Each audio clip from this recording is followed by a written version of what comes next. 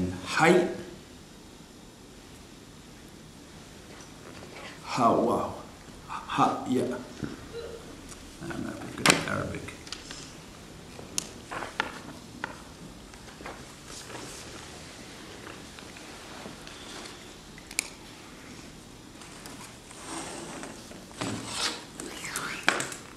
Hay.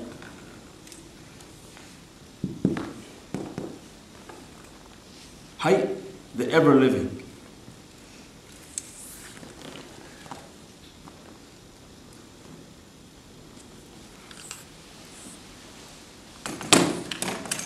Nobody feeding that atom, it's sustenance from divine. They say that you can't even destroy energy, but you can manipulate it. Allah showing you there's no way, although they wish to extinguish the light of Allah, never can they. Means you cannot destroy the atom. All you can do is manipulate its energy. And if you try to split it, you create contamination. Because Allah said, don't split what we've been ordered to be joined. You don't even have benefit of splitting it. As soon as you split it, you have waste and you don't know what to do with the waste. But you can fuse and merge that atom, means come together. It's Qayyum. Qayyum is self-sustaining. Its food source is coming from divine presence. So then the atom is alive and self-sustaining. So everything around us is alive and self-sustaining. Hayyu al-Qayyum. Ha qaf. Ha qaf. Haq. Haq. That's why the zikr is haq. Haq. Hayyu al-Qayyum. It's ever-living and it's self-sustaining with qaf. So haq, ha, qaf, is al-Hayy al-Qayyum. Means that the reality, haq, we say is truth. In Arabic, the truth is ever-living and self-sustaining. So when we're seeking the truth, we're seeking that reality of the atom. Everything around us is from the ocean of haq. Everything is alive. Everything is sustained by Allah Azza wa Jalla. Now, we want to use the power of the soul to reach that reality. So under the authority, we won't go much longer. So don't worry, we're going to have something to eat now. Just cover this last bit under the authority of the Prophet Noah. Because for us, he's the example of faith. What he comes to teach us and say that I wasn't just for my people, but I'm for all people of all times. You have to perfect your faith to bring out the power of your soul. Safinat al-Najat, the ship of safety, is your soul. The ship that I was building, physical ship, is one thing. But we all have to build the ship of our soul. It will take us through the flood of difficulty. That when attacked by evilness and bad desires, the only thing that will save us is the soul. If it's built, if it's nourished and built up, it moves through that difficulty. And teaching us the power of water. Use water on your physicality. And that's why we feel so good swimming and showering. It's angelic. Complete power in water, angelic force in water. Nabi Nuh or Noah alayhi salam was teaching us is going to rid us of all of our difficulty. Guru Sahib Junaid pointed out for us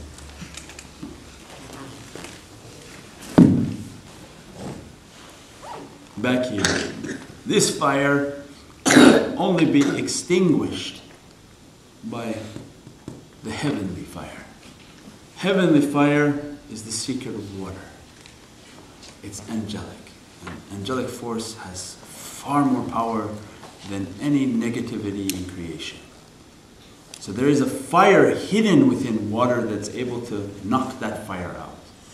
H2O. It throws one O out. No, it throws one H out and becomes hydrogen oxide. Hydrogen bomb. Means most explosive thing we have is the ocean. If for some reason Allah wants to lift a hydrogen, that ocean is a and gone. It can take everything with it. It means he's showing you there's a tremendous fire and power in the water, but it's hidden because it's angelic. And when you use that water, it's able to take away and knock out any type of negativity. Zikr, Hay, Hay, Hu. All of those are now, the Shaykh will be playing with that hydrogen. They can heat up the water we have within us, which is our blood. So the external water for washing and taking away difficulty. Anytime we feel bad, we feel sad, we want to be energized, external use of water.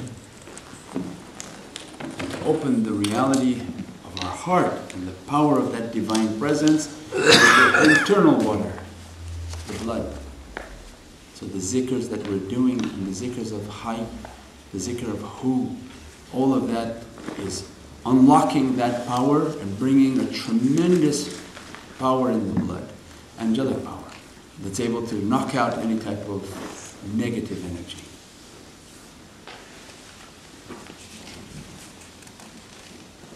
Then teaching us that when we build the soul, all this heavenly power will knock everything out.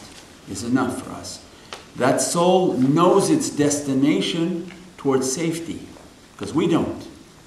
If we use our physical, well, I know what's good for me, we don't. We take ourselves like Noah's son.